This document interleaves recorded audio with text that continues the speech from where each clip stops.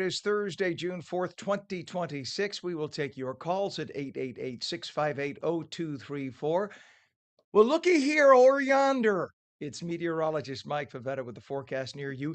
And we're talking a little come l'estate, like we say A in little Italian, bit. like the summertime today. A little bit of refreshing, warm breezes can, but it's that humidity that starts to creep back day by day. So we've enjoyed the very dry conditions, the warm weather. Good morning, everyone. Starting off our day today and tomorrow with clear sky, but the clouds, they return to the picture by tomorrow afternoon, especially to the north and west. Fair weather cumulus clouds, not bringing in any gray skies, at least until Saturday, because that's when the humidity really begins to spike. It also brings back the threat of some storms later on Saturday afternoon. And with that, I think we'll see a little round of wet weather to bring back some storms into the end of Saturday. So plan on a little bit of a stormy finish to the day on Saturday as that front pushes through. Pollen has been a little bit high over the last few days, elevated to the very high level. So weeds also climbing up. And with those storms coming in later Saturday, you see we're dry most of the daylight hours. It's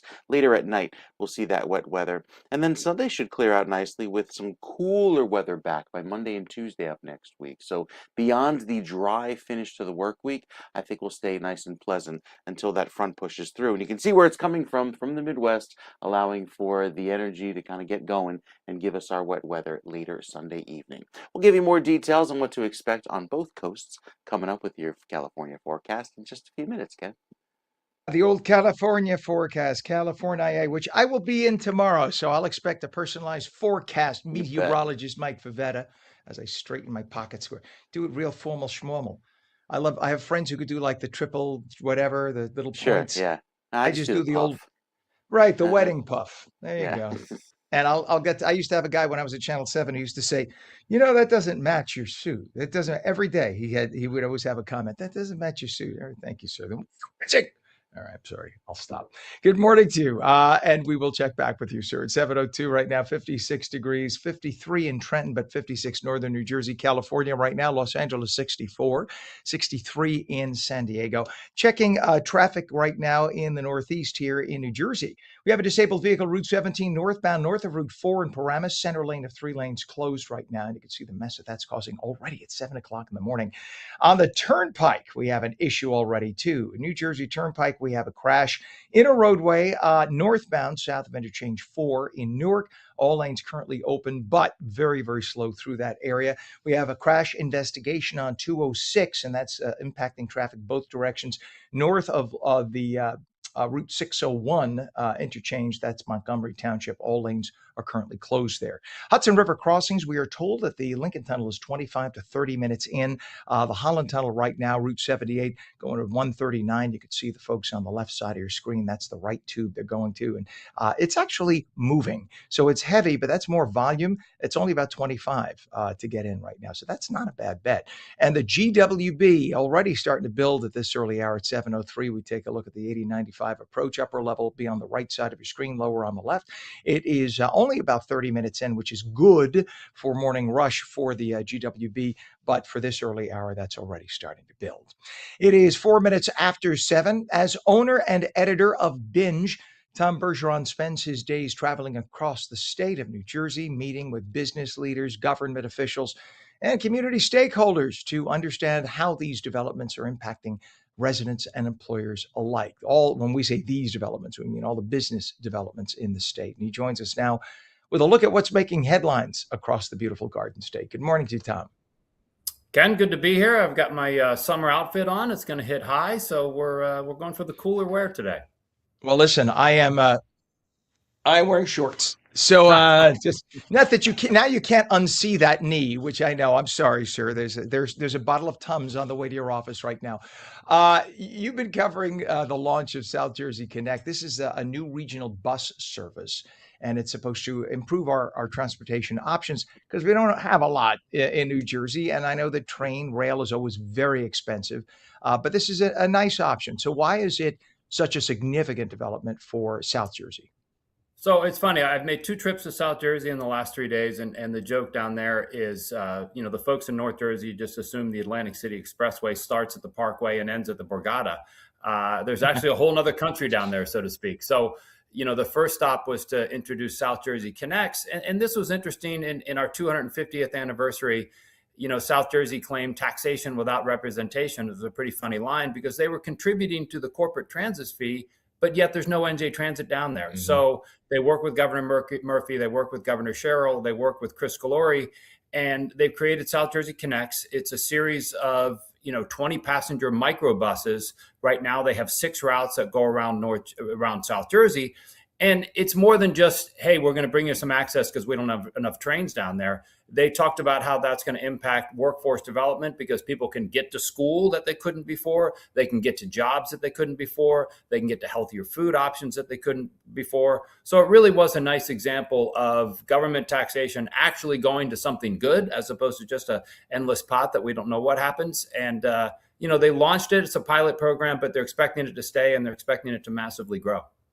Tom, we have done almost 1,500 interviews since this show has begun. And one of the issues that comes up consistently whenever we talk to healthcare providers in South Jersey is if there's a government program for, say, expectant women, et cetera, there's no way for them to get to where they have to be. If they're poor and they need to get to a doctor, OBGYN care, they can't travel. And there's a scarcity of medical facilities in South Jersey. We have them on every block in all the congested northern New Jersey cities. So you're right. It's really, truly unfair. And it is a tale of two chunks of a state. Can't say two cities. So you're leading the witness here. Yesterday, I was down in Gloucester Township, and Cooper announced the creation of a 184,000 square foot ambulatory center right next to the mall. Everybody jokes about that. They did it once near Morristown Mall. Great parking, easy access, all of that kind of stuff. So this is a $300 million project. Governor Sherrill came down.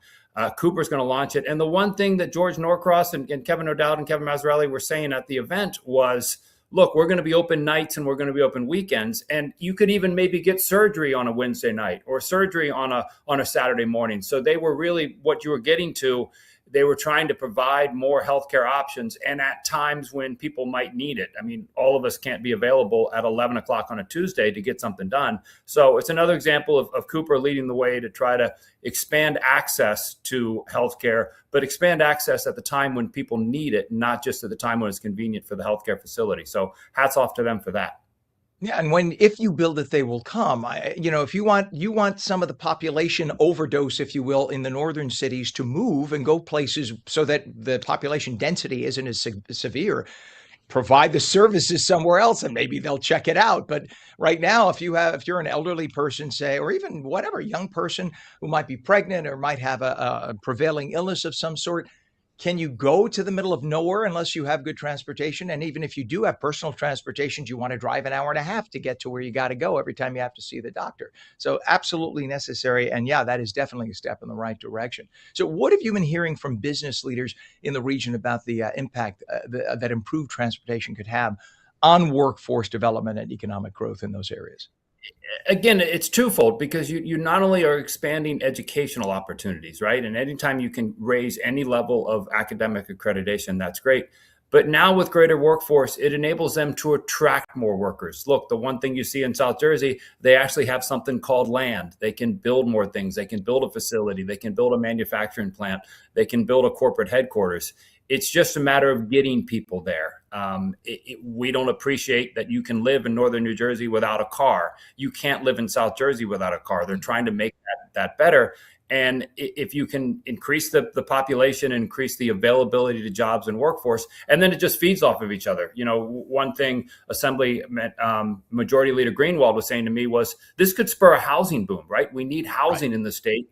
If we can create more jobs down here, now you have more people getting better jobs, making more money. They can afford better housing, so we can build more housing. Then we build more housing. We're going to build more jobs. We're going to build more shopping centers. It all feeds off of each other. So good healthcare and good transportation is a key to growing. In South Jersey, again, we joke about the AC Expressway. It's more than just Atlantic City on one side and Camden on the other. There's a whole lot in between that's really growing and booming, and it was great to see this week.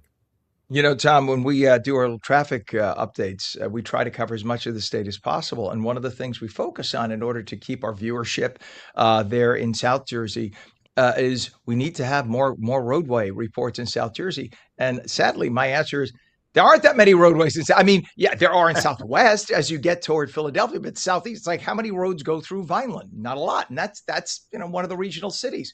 And so, yeah, you're right, and there will be a population shift if the resources are there everywhere in America. I mean, think 150 years back when the railroad came through the cities or the little villages, suddenly they became cities. It's just one thing needs to lead the way, and that's all that happens. So just shifting gears a little, another story that you've been following, of course, huge news just in the last few days. Samsung's decision to leave Englewood Cliffs, especially right after opening the new headquarters, and they're going to consolidate operations in Texas. So why has this attracted so much attention?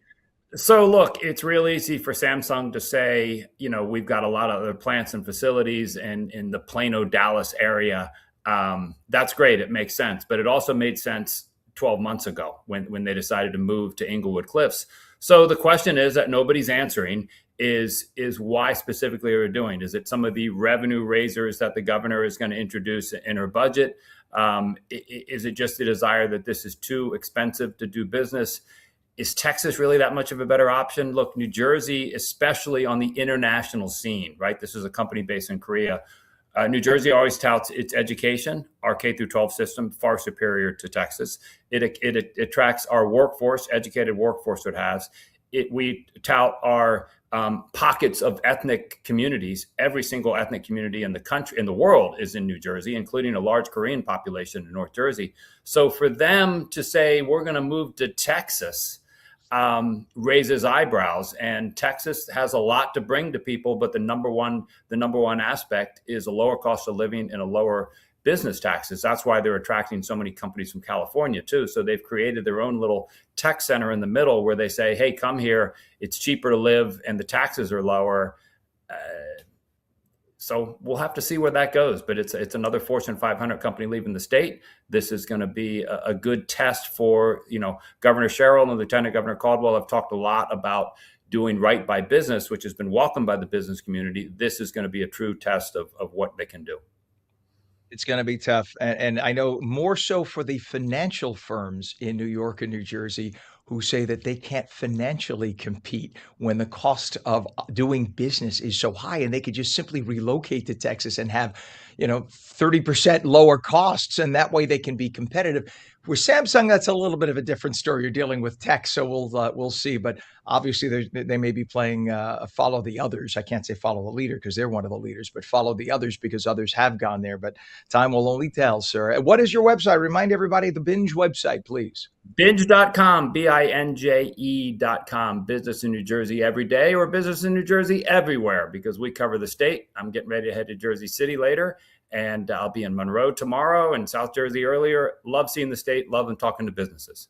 Well, Tom, I could speak as a former Catholic priest. It is the Bible. It is the Bible of New Jersey business. You have to check it out. Binge, BINJE.com. Tom Bergeron, our dear friend, owner and editor of Binge. Thank you so much for coming on this morning, my friend. Safe travels to Jersey City. My pleasure. You bet. It is 13 minutes past the hour. When we return, professional beach volleyball back in a big way, and one of the most iconic East Coast stops has returned to the Jersey Shore. And meteorologist Mike Favetta with a summertime forecast, even though we're not quite there yet. You're watching Mornings with Ken Rosato. We're back in 2.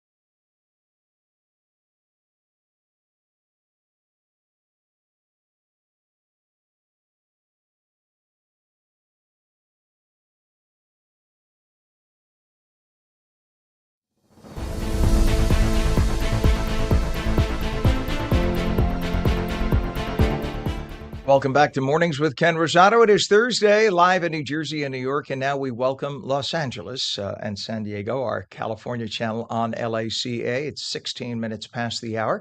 Taking calls at 888-658-0234. Friend meteorologist Mike Favetta has the forecast no matter what the coast you're on. Good morning. Good morning, Ken. A beautiful way to start the day, nice and dry and warm and sunny. Similar to yesterday, we get another round of sunshine with clear sky up and down the East Coast. It looks beautiful. But you look back toward the Midwest, and that's where our weather is coming for the weekend. Likely see by Saturday afternoon some storms arrive. It'll be ahead of this cold front, which drops the temperature into Sunday and Monday and sees those temperatures plunge once we get down into, say, Monday, Tuesday timeframe. Out west, though, you see a lot of clear sky there, but there's this wind off of the water that's allowing for that marine layer to develop each and every morning. And then into next week, another frontal system moves into the northwest, and that's what brings in clouds and showers up there. So again, with the clear sky around today, it is beautiful, a little bit cooler than average today, but I think by tomorrow, we'll see that warmer trend take over. And with it, excuse me, any storms stay far out to sea as this high pressure kind of digs its heels in, pushing further south each and every day.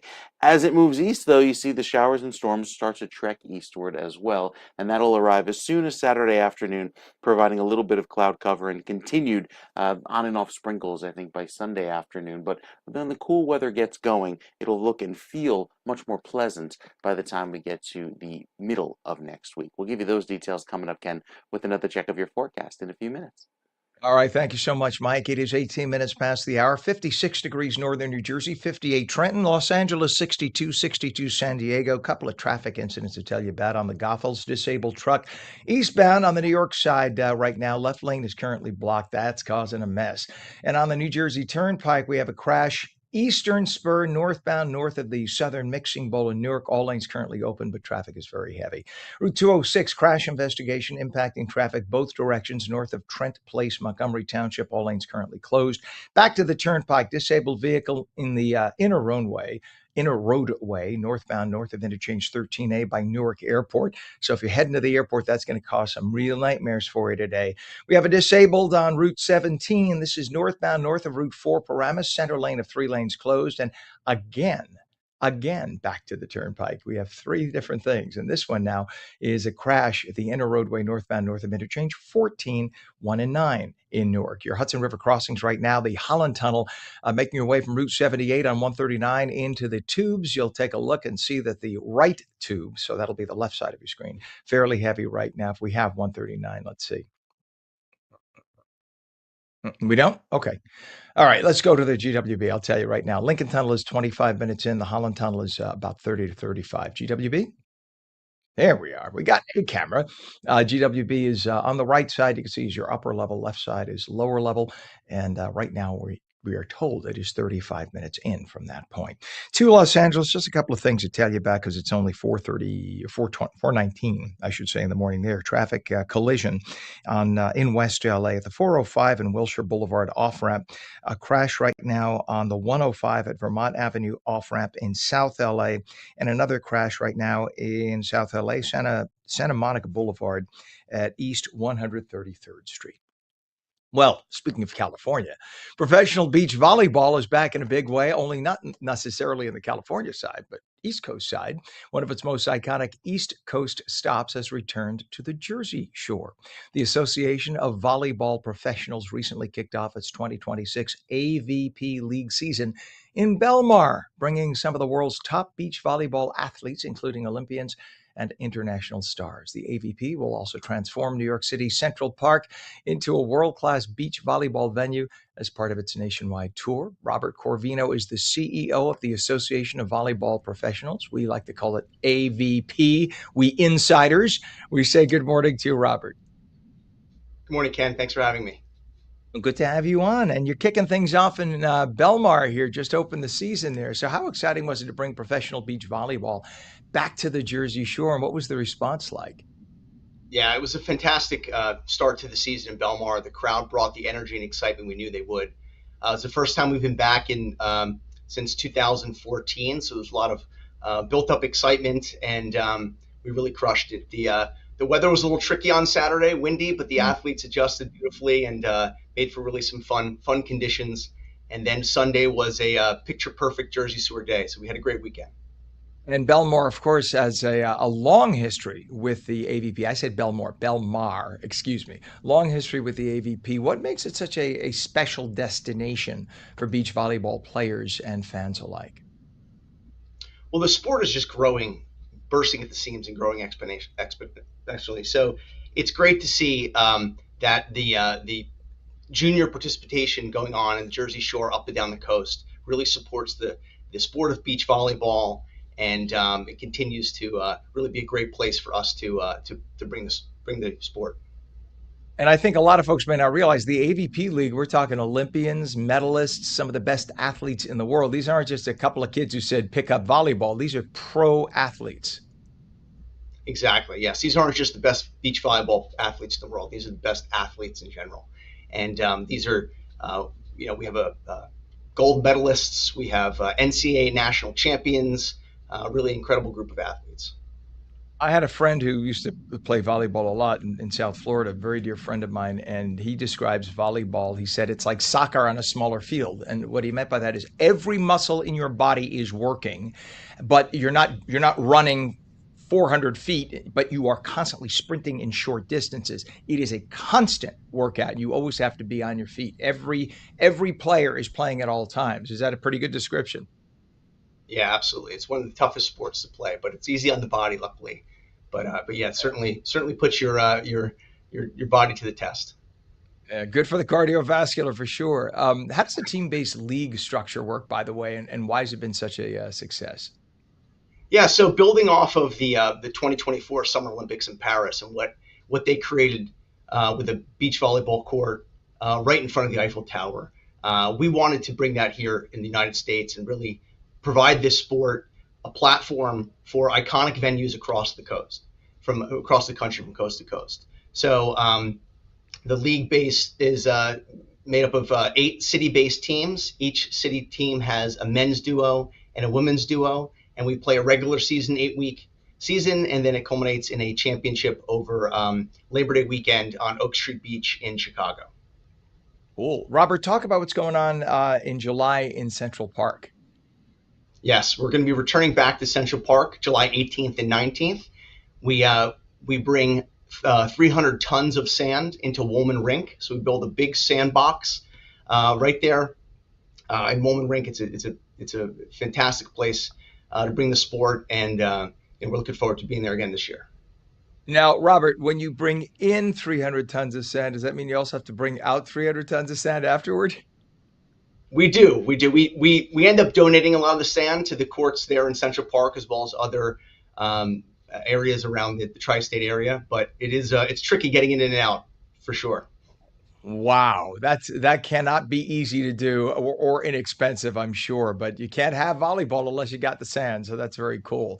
And Central Park is a very exciting place, a great venue to play. Is it more because of the fact that you're probably introducing volleyball to a lot of like urbanites who may not experience it up front, or just the fact that it's the middle of New York City and you have such a population around you?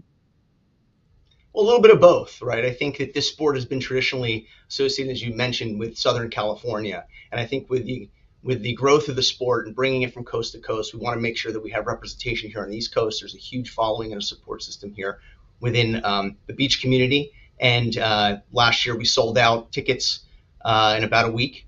There's still a few tickets available for this year, but they're going fast, and we're really looking forward to it. I was in Portugal, I guess I'm getting confused, age, but I was in Portugal last summer, and where we were on the Algarve, we saw all these volleyball courts lined up, and they had league volleyball there. And we didn't realize, we just happened to be across the street at a cafe having lunch, and we just watched the play going on. It was unbelievable, and they attracted a ton of people. Is it growing all over the world like that? I mean, I didn't realize it would be that huge in Portugal. Yeah, absolutely. Growing all over the world. And we're looking to bring some of those international talents here to the United States on the AVP. We had an event in Huntington Beach a few weeks ago where we invited some international teams to come compete. It was very well received. The athletes love being here. So we're looking to build off of that in the future for sure. Very cool. And I noticed, by the way, the crowds were everybody. You had old, young, male, female. Everybody was packing that. It's just there's something for everybody. It is an exciting sport. Some people like to say, "Oh, soccer's not exciting," but volleyball is exciting. You have to be basically in cardiac arrest not to have some excitement derived from watching volleyball. It's fantastic. Give us a website for more information, Robert. Sure, yes. You can go to avp.com for tickets and more information on the league and on the players, and hope to see you out there. Well, that's awesome. This is exciting. Please come back, tell us more, especially as you guys go through the tour up and down the coast or wherever you go. We want to hear more about it. Obviously, this is going to continue to explode because people love a great sport. Volleyball's a great sport. Robert Corvino, CEO of the Association of Volleyball Professionals, and these are true professional athletes. Robert, thank you so much for coming on this morning. Thank you for having me. You bet. It is coming up on 28 minutes past the hour. The phone line's wide open. We'll take your calls. 888-658-0234. 888-658-0234. Meteorologist Mike Favetta has the forecast near you for the East Coast. It is going to be sweltering today, 90 degrees. A little cooler on the West Coast, nice and dry in Los Angeles. I'll be there tomorrow. In fact, it's only going to be in the low 80s. I'm Ken Rosato. You are watching Mornings with Ken Rosato. We are coming back in 2 minutos. Don't go away.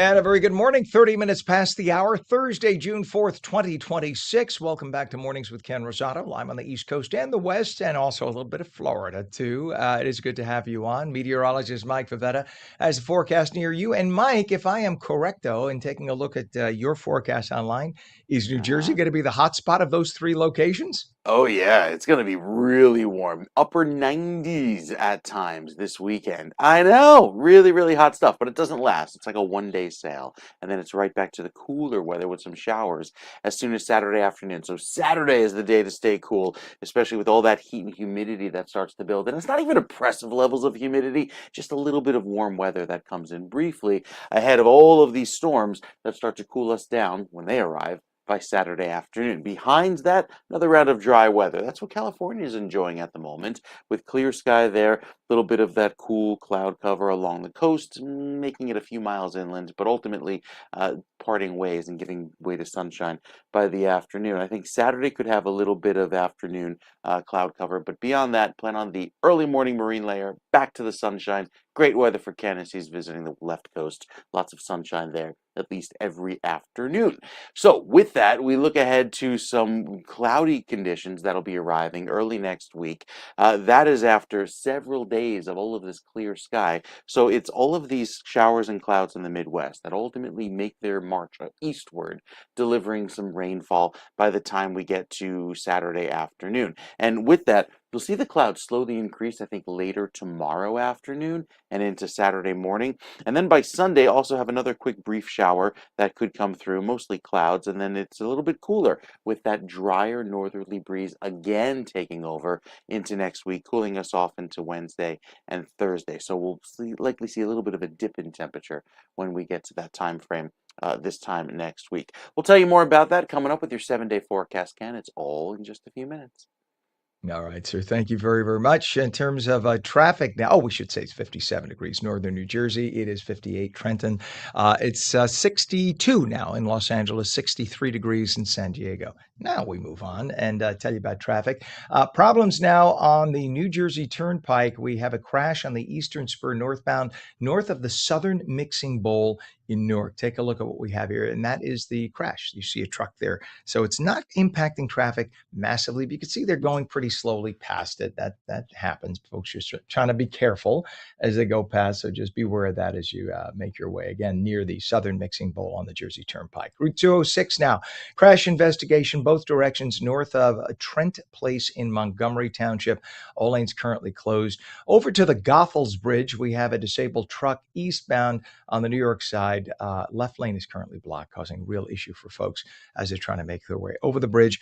And your Hudson River crossings, Lincoln Tunnel is not so bad right now. It's only about 20 minutes in. Holland's 25 to 30. I don't know if we have, there we go, the 139. So you see the left tube. Those two lanes of traffic are going to the left tube, and you can see that they're basically stopped right now. Not basically, they're actually stopped right now. So that'll cost you 35. And the GWB upper and lower levels right now, 80-95 approach. The upper level will be on the right side of your screen, lower on the left. And that's right now not so bad.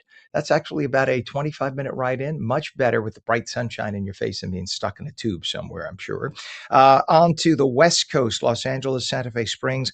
Traffic collision on the 60 at Crossroads Parkway. Also in Santa Fe Springs, there's a traffic collision, no injuries on the 60 by the 7th Avenue off-ramp. And we have a collision that was just reported now in South LA at the 105 and Vermont Avenue off-ramp. I love how the translation of where accidents happen on the East Coast and West are just like you need two different dictionaries to interpret what the off-ramps and on-ramps, et cetera. I'm learning little by little, our friends in California. Speaking of which, 7:34 is our time, East Coast, 4:34 West, and a hostage standoff at a California bank building ended after a 15-hour enforcement operation. The suspect barricaded himself inside after an initial bomb threat call. That prompted a major response. Of course, FBI and local police negotiated during the standoff while surrounding the building. Authorities say the suspect was killed during an officer-involved shooting at the scene. All the hostages were safely released, and they were given medical evaluation after they were found inside. Police have not yet talked about details on motive, and the investigation remains ongoing. 35 minutes past, and a Pennsylvania volunteer firefighter has been arrested. And we've heard this story before, for allegedly setting 3 fires in a 30-hour period. Psychologists have all sorts of theories about it, and they call it things like the hero complex, where they set fires, allegedly in this case, set fires in order to come and put out the fire to look like the hero to other people. Well, investigators say one fire occurred near the home of his former boss who had fired him, so there may have been intent there, again, allegedly. Authorities believe that he later responded to at least 2 of the fires with his fire company. Evidence linked his vehicle and surveillance footage to all 3 arson incidents. The suspect admitted involvement during questioning, according to investigators and court documents. Remember, innocent until proven guilty. He is currently in custody awaiting a preliminary hearing on multiple arson-related charges. Well, CBS News has fired veteran correspondent Scott Pelley after a confrontation with the new 60 Minutes leadership, new executive producer. The dispute followed a heated staff meeting the other day about the program's future direction and editorial control. Basically, Pelly, in front of all the staffers at 60 Minutes, well, got a little arrogant. Now, whether you like what's going on at 60 Minutes and CBS or not, that's not the issue. The issue is he has a new boss, new executive producer, whether the guy has 1 day of experience in the business or 100 years. Pelly accused management of incompetence, looked right into his executive producer's face and basically said, "You'll never be respected here. You don't know what you're doing. Basically, you don't deserve to be here, you plebeian." And he was cited by CBS as performing incivility and contempt. You think? The firing deepens ongoing turmoil at 60 Minutes under new corporate ownership and leadership changes. Now, that doesn't mean that Scott Pelley isn't a phenomenal journalist. He is. Is he a dumbass? Big time. That comes from me. Met the man. Dumbass. You don't do dumbass things and expect that you will have a good outcome. Methinks the only reason Scott Pelley would do that is he wanted to be out of his contract. Otherwise, you don't do something that stupid. He spent 4 decades at CBS. I guarantee MS Now? Yes. He will own MS Now with his dear friends, and he'll be on within the year. Guarantee. He would not have done what he did if he didn't have a job lined up. But it is kind of obnoxious and not a good example to set to other employees to do that. You could disagree with management, but you could have a professional discussion with them without saying you will never be respected here. This is a golden institution. Well, your numbers are about 30% what they were just 2 years ago, 60 Minutes. You're down to about 48 minutes. So maybe chill your horses a little bit. It is 37 minutes past. NASA has declared its MAVEN spacecraft at Mars permanently lost after 6 months of silence. The probe went silent after entering a fast spin that disrupted orbit and drained its batteries. Now, they have declared spacecraft in the past dead. And then 2 years later, when there's a windstorm and it moves it, and all of a sudden the solar panel gets energy from the sun and suddenly it wakes up. So who knows what will happen? But for now, it appears dead. The battery's drained. It was launched in 2013. MAVEN studied the Martian atmosphere. Very cool pictures. Long-term climate evolution as well that could potentially help us. It also helped relay communications between Earth and Mars rovers like Curiosity and Perseverance.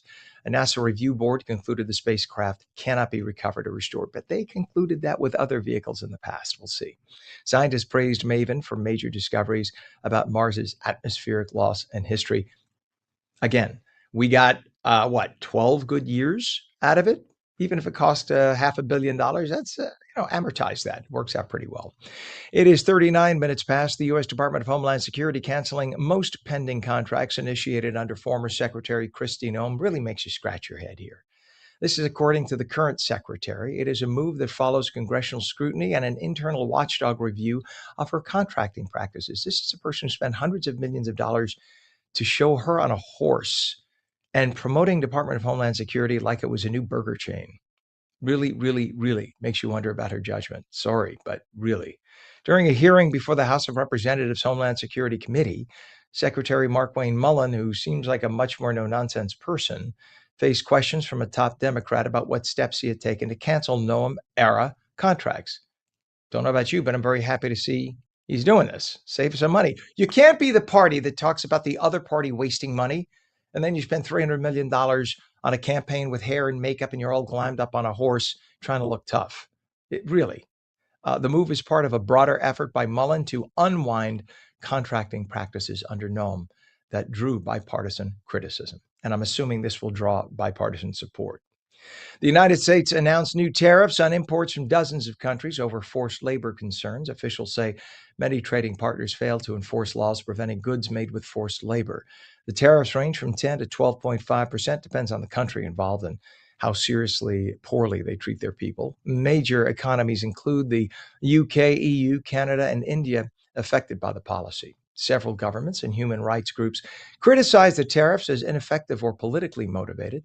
The Trump administration argues the move levels the playing field for American workers and businesses. It is about time. We do things like we penalize Americans for sipping out of a straw, and then we let a country like India literally dump all of its trash into its rivers and oceans while we're not doing it, and we make our own people feel guilty for taking a tissue and, Meanwhile, literally tons of toxic waste gets dumped by India, and then we make it sound like, well, like they're poor waifs and they don't know any better. No, they're a tech center. India knows what it's doing. They just save a lot of money by just dumping into the ocean, and it's about time they be called to task for it. It is 41 minutes past the hour. Uber released its annual Lost and Found Index, highlighting unusual items left in rides. In other words, what's the crap you left in the back of my cab? Well, my Uber.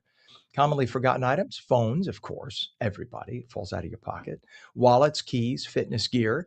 There are a couple of wacky things like dentures, a wedding gown. How do you forget your freaking wedding gown? Live butterflies, and a dishwasher. Oops, I forgot my dishwasher. Must be in the trunk. Good Lord, a dishwasher. This year's index showed increased losses of collectible toys, vapes. I can understand that. Unusual personal items. I think we won't talk about some of those personal items. I actually saw a list and it's not meant for morning television. Uber is introducing app updates to make reporting and returning lost items easier for users. Well, it's sort of shaped like, well, never mind, you could keep it or throw it out. 43 minutes past the hour. When we come back, it could be weeks until all the votes are counted in California. Crazy. Plus, President Trump just released a new line on his Truth Social talking about how honest things are there in the count in California. How do you start out with 60% of the vote in and you're ahead, your guy's ahead by 8 points, and then like a whole bushel full of votes just comes in and all the votes go to the Democrat, none to the Republican. We're going to talk about that. News Nation's Elizabeth Pran will join us right down the middle, as she always is, and she will do both sides. You're watching Mornings with Ken Rosato. Back in 2 minutes.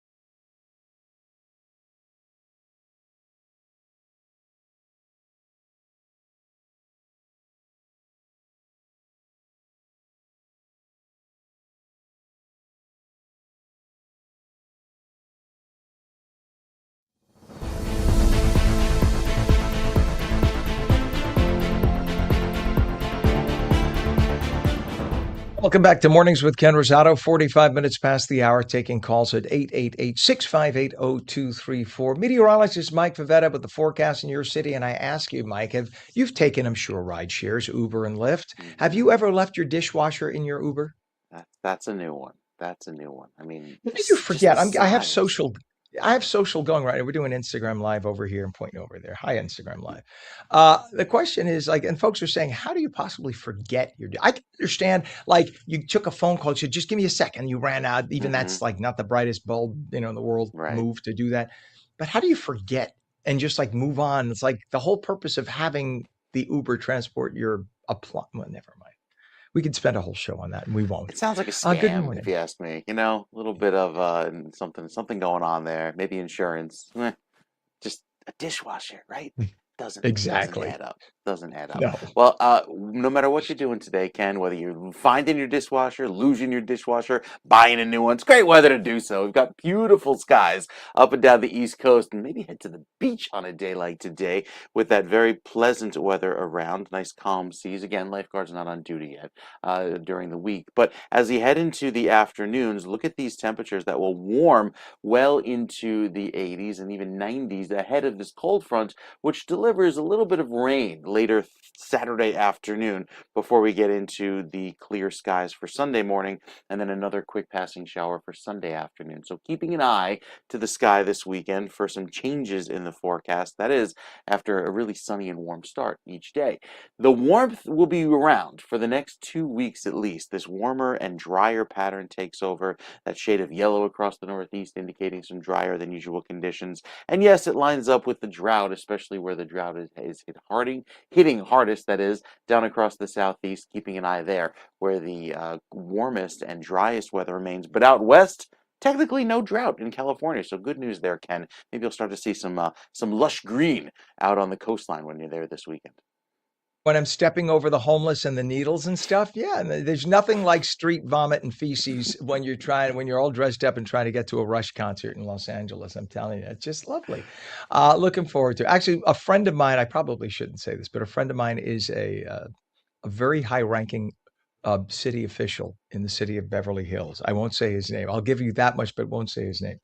And he's actually a friend of our friend Jeff Vaughn, the anchor at on the West Coast there on LACA channel. And so this person has told me, I said, so what's going on with that? He said, I have absolutely no comment. He just said with a coy smile I could hear, and I've known him for 40 years. So if he's going to stay quiet, it'll be an interesting encounter.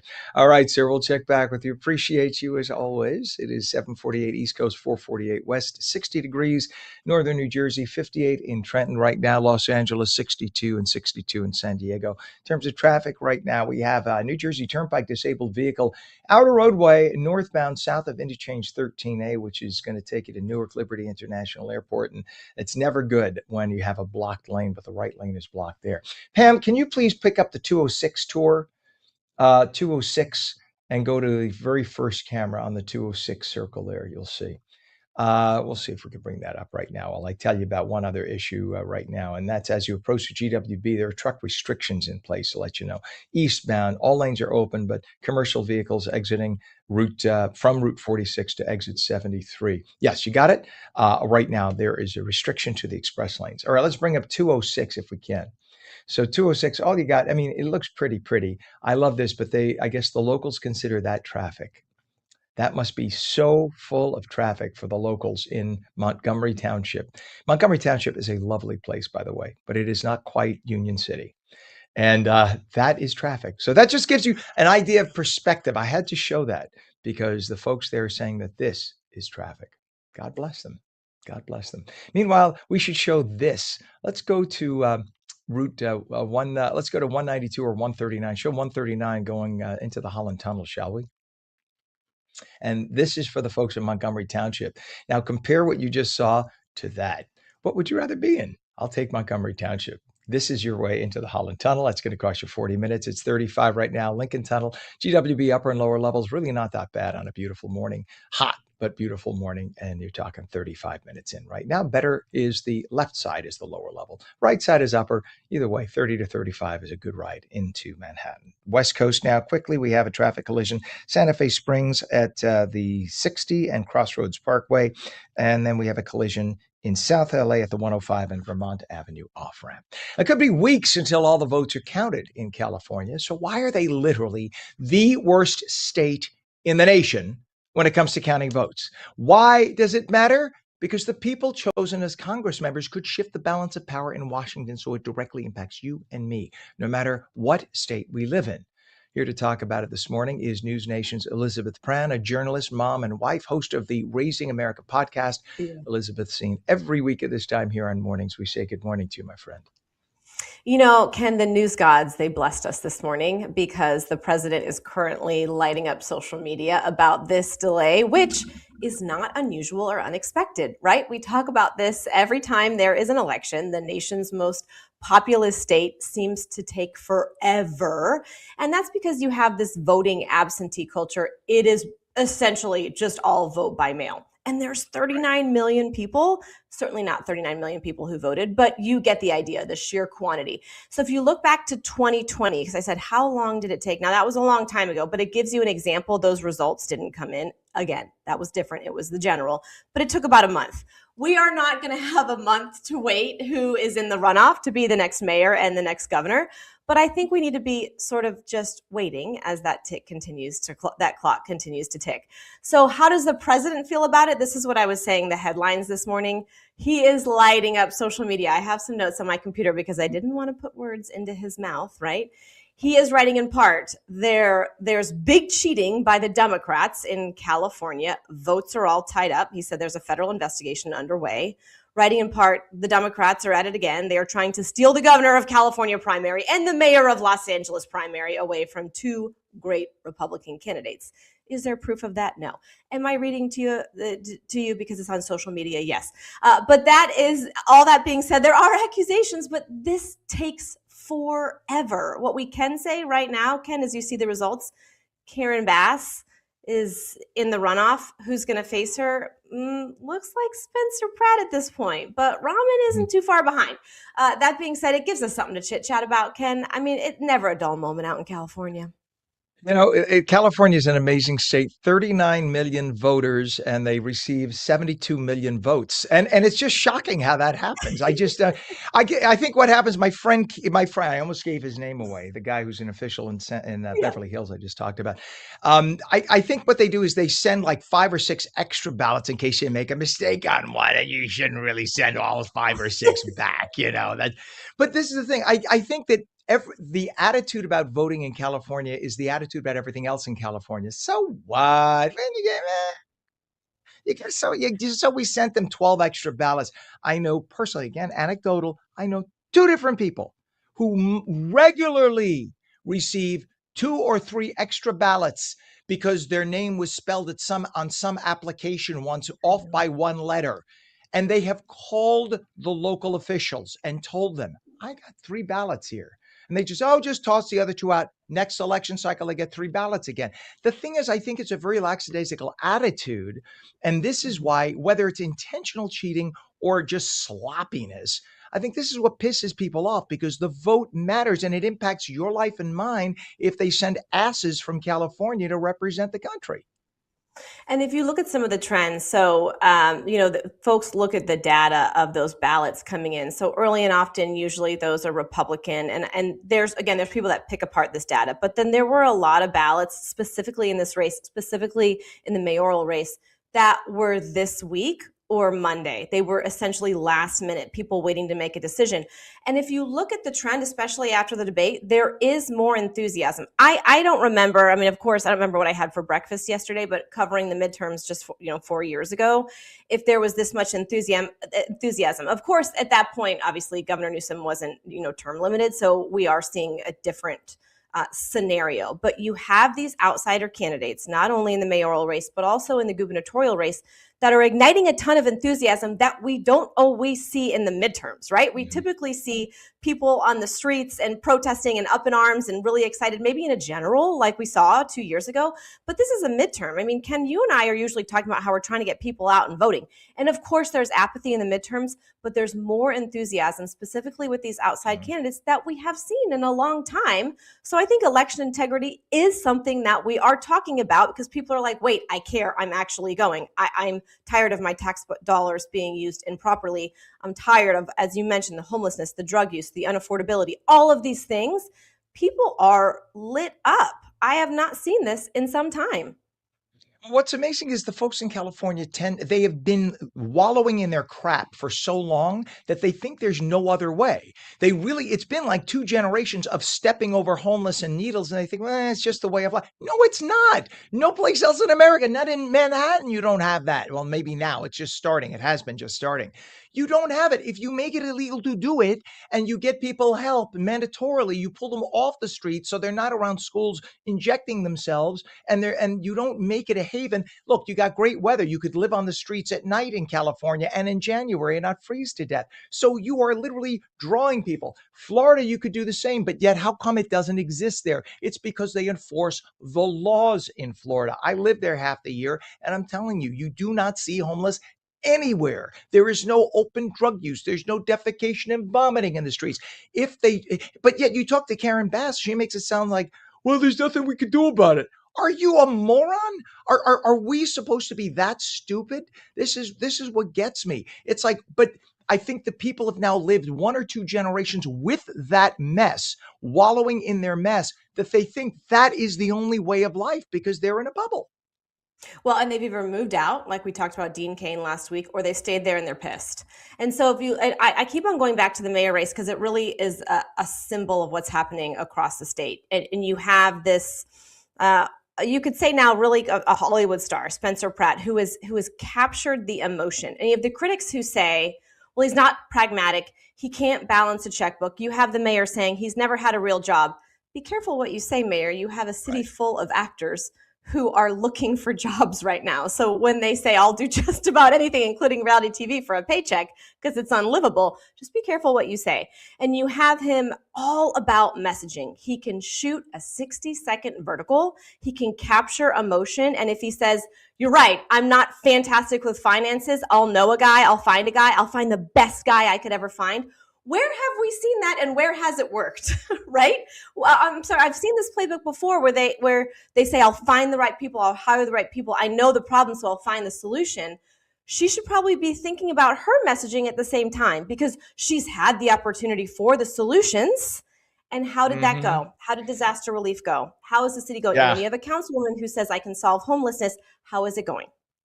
Yeah, and by the way, most people would look at politicians as not real jobs, as opposed to actors. At least actors have to study lines. Politicians get paid to. Well, I'll stop. Let me stop. We'll stop. Tell us I'll what's stop happening. you. We'll stop. Yes, thank you. Tell us, my dear friend, what is happening on this week's Raising America podcast. Well, we wrapped up California like you talked, even though we're still talking about it because it still isn't tabulated. But we're talking all things South Carolina. Why? It is a fight for red. They are seeing red in that state. That state is not going to go blue, but it is a lot of infighting. So we're showing you what's happening within the Republican Party. And then also, we talk about this in California, redistricting. That is a battle across the country. Why is it also important in South Carolina? We'll tackle all of those issues. And there are some outsiders coming for Senator Lindsey Graham. There's a lot going on, Ken, a lot going on in South Carolina, which we'll probably talk about next week because there's a primary there too. Awesome. And that's why we love that you're on it. Journalist, mom, and wife, host of the Raising America podcast. You can find that on YouTube. You can find all of them, in fact. Very cool to check them out. News Nation's Elizabeth Pran. Thank you so much for coming on this morning, my friend. I'll see you next week, Ken. You bet. Looking forward to it. Have a great one.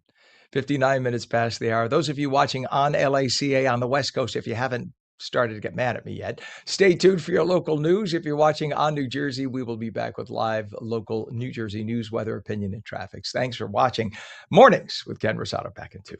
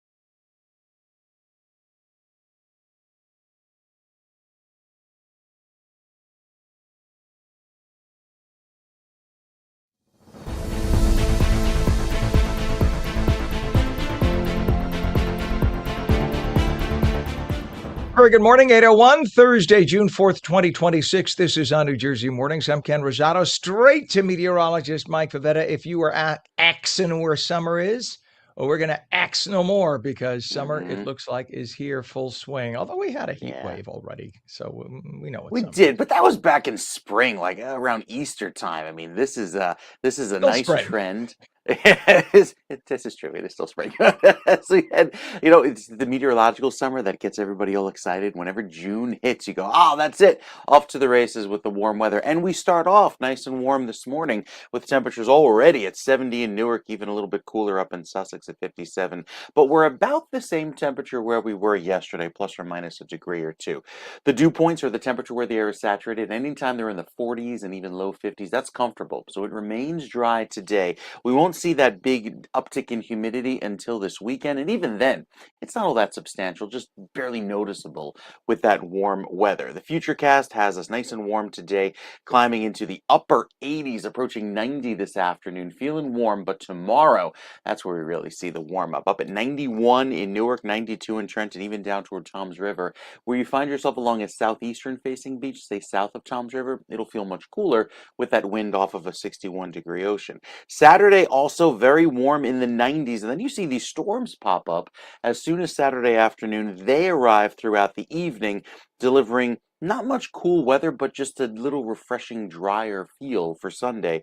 As Sunday starts off a little cloudy, could see another passing shower, and then into Monday, the cooler weather settles in. So it's a nice warming trend over the next few days before a little bit of a cool down on the way for Sunday and especially into Monday. But 90s on the way, Ken.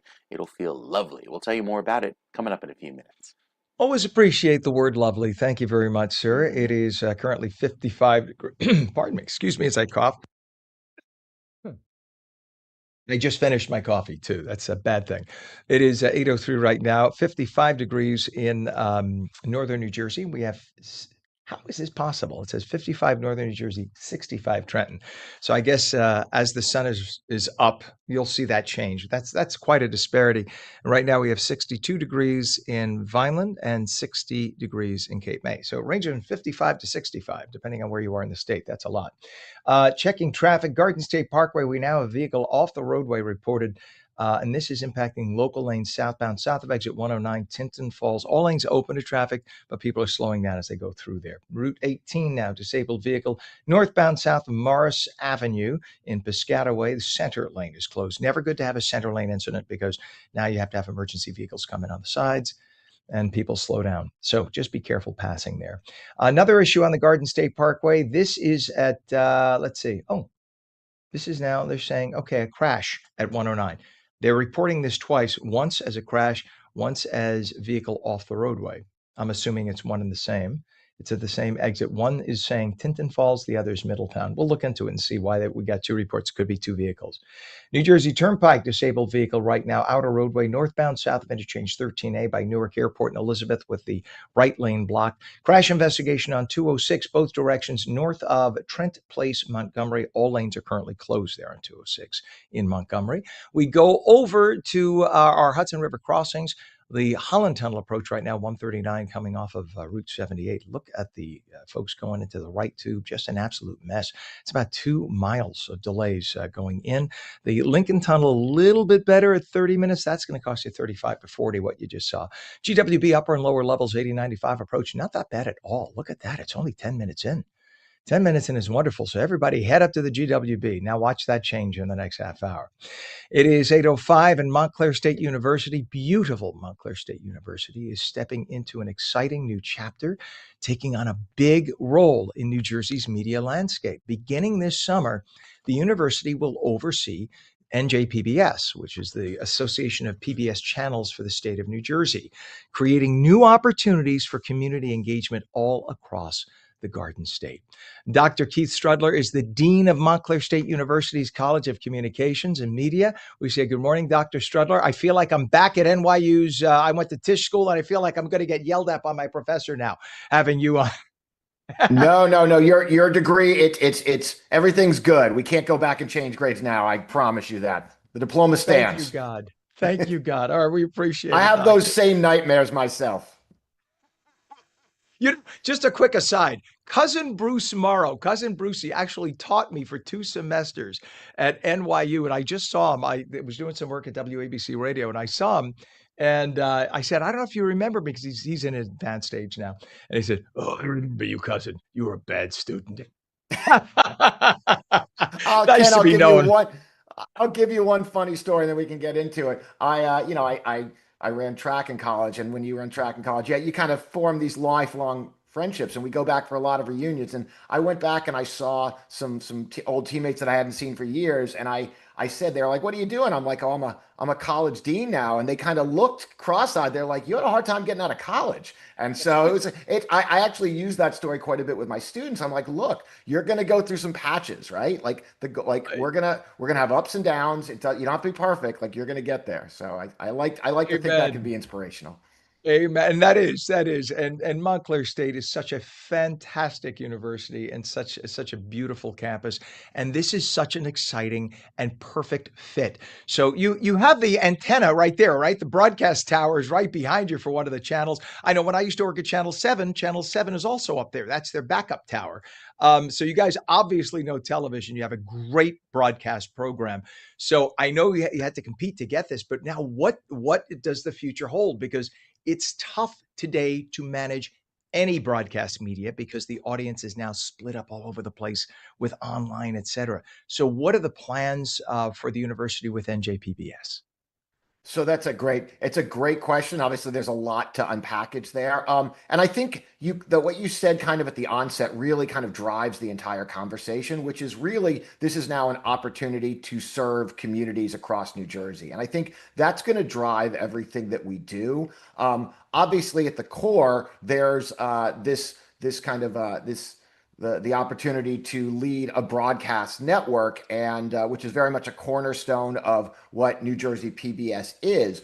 But that can't be kind of the be all end all of what it is we're trying to do. And I think we have an opportunity to reimagine what public media can be, both in New Jersey and really kind of set the bar for places across the country, which is figuring out not only how do you serve them through traditional broadcast channels, but also what are the kinds of events that people would like to have across their communities? What are the kinds of community partnerships that might drive content creation? There are hundreds of storytellers across the state that have audience, that have communities, that serve publics. We want to engage with all of them. What's the digital kind of presence that we want to have? What's the social media presence that we want to have? So really, in conceiving this, it's very much kind of a blue sky whiteboard opportunity to say, yes, we have a responsibility to make sure that we're providing a very high quality broadcast experience. But it really all starts, and it started kind of quite some time ago with us listening to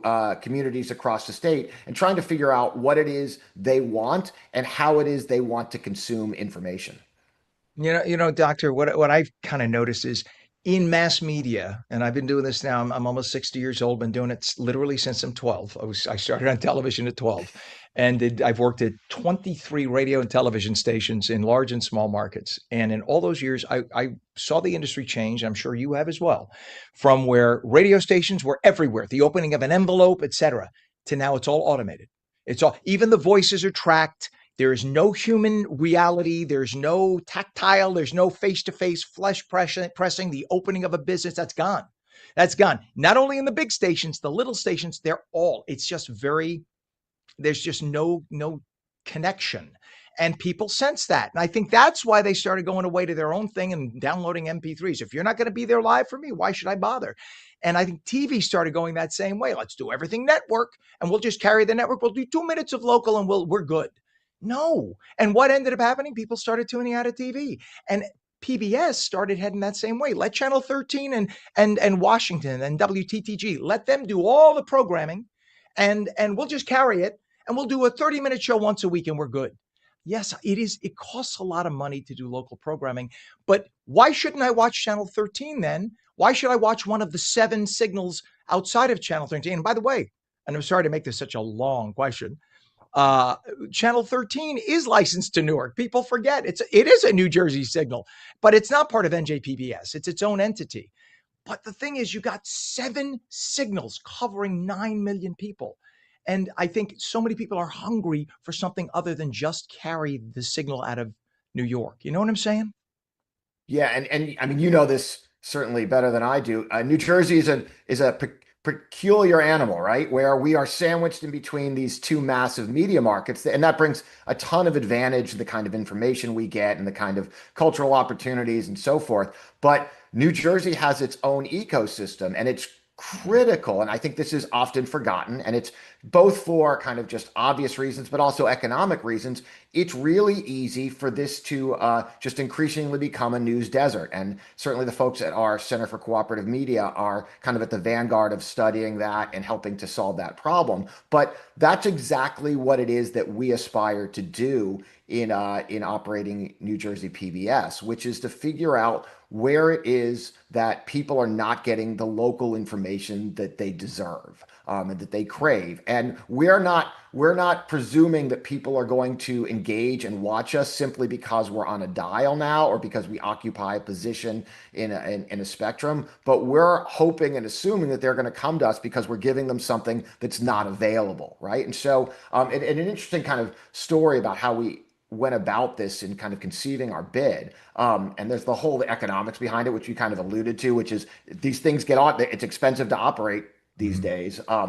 But some of the first conversations we had across the state, beyond kind of folks like you, newsmakers, information, people who are covering communities and so forth, is the universities across the state. So, you know, there's this kind of mythology that higher ed is a brutally competitive space, right? And we can't work with one another, and look, there's always some truth. I've been to the Iron Bowl. Alabama and Auburn don't always get along, but the reality is, like, that we live in a world that has to be more collaborative than competitive. That's just the reality of how we operate. If this country is going to work, particularly from a news ecosystem. And so one of the things we did was reached out to all of our university partners across the state, and we have double digits partnerships already in place with NJ Askew, with universities, you know, Rowan, a lot of the private universities across the state.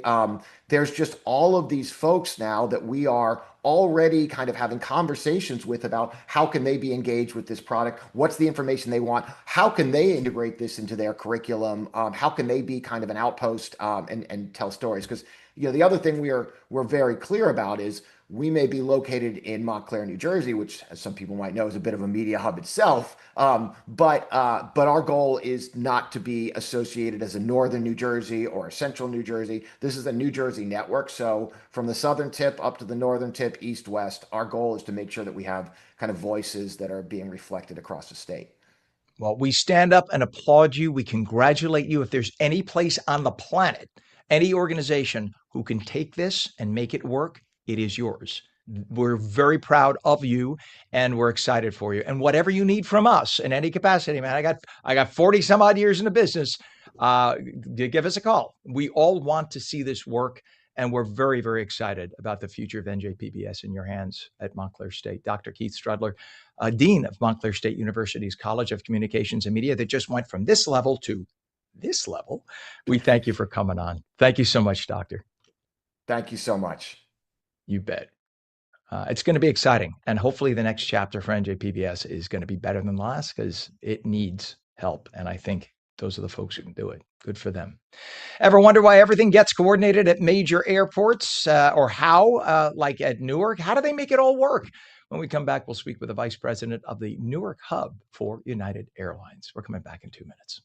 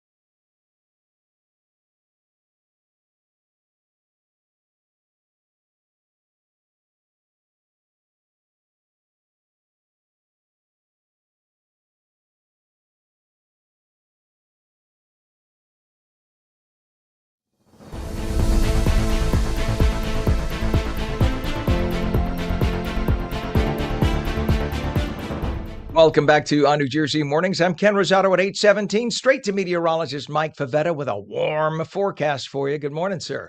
Good morning, Ken. Warm and sunny. Yeah, the sunshine will really be shining down all across New Jersey today. Very high with the UV, very clear. In fact, today's forecast highs make it up to 90 degrees away from the shore. Even the northern beaches there, from Long Branch right up to about Tom's River, you'll see the temperatures spike into the upper 80s. It's the southeastern facing beaches, even south of Atlantic City, that are a little bit cooler with that wind that comes in off of the water, making it feel like the upper 70s. So with a very high UV up at a 9 or an 8 today, probably getting to a 9 as soon as tomorrow, it'll look beautiful around New Jersey. And that really goes up and down the East Coast. All of the East Coast nice and clear as all the storms stay to the west. Those are the storms that arrive later on this week into the weekend, specifically Saturday afternoon. So if you have Saturday afternoon plans, keep an eye to the sky because there will be changes coming, especially after another gorgeous day tomorrow up at 91 over in Newark. Then we head into tomorrow evening. Temperatures start to cool down a little bit. The muggy weather moves in with the southwest wind, and then you see the showers and storms arrive. Those arrive briefly. They're fast-moving Saturday afternoon ahead of the cold front, which doesn't really drop temperatures, but really drops humidity into Sunday. And then Monday morning have another lingering shower as the winds change and bring in a cooler breeze from the north and northeast. Beyond that, it's a cooler pattern into next week. None of these 80s and 90s on the way. I think we'll be holding in the 60s and 70s for a better part of, say, Wednesday and Thursday, about a week from now, as a cooler trend takes over and brings back the dry weather, but also a little bit of a cool down on the way in just a few days. So get ready for the heat. 94 on Saturday, 87 by Sunday. Both days have chances of afternoon storms, Ken. All right, sir. Thank you very much. Appreciate you as always. It is 63 degrees northern New Jersey and 65 in Trenton. So northern New Jersey had a moment of coolness. It has now come up as the sun has fully risen through the area. It's been a couple of hours since it fully rose. Whatever. It is 59 degrees though in Cape May, a little cooler by the ocean, and it is 60 degrees now in Vineland. We look at the issues on the roadways. We have 3 different issues on the Garden State, but none of which has a camera shot. Don't understand that. We have a disabled right now, Garden State Parkway, local lanes northbound at exit 105 Tinton Falls with the center lane blocked. Then we have an issue on 2 issues on by exit 109. One is a vehicle off the roadway at 109 Tinton Falls, and literally just 500 feet away, there's a crash, it says, and these are 2 separate incidents.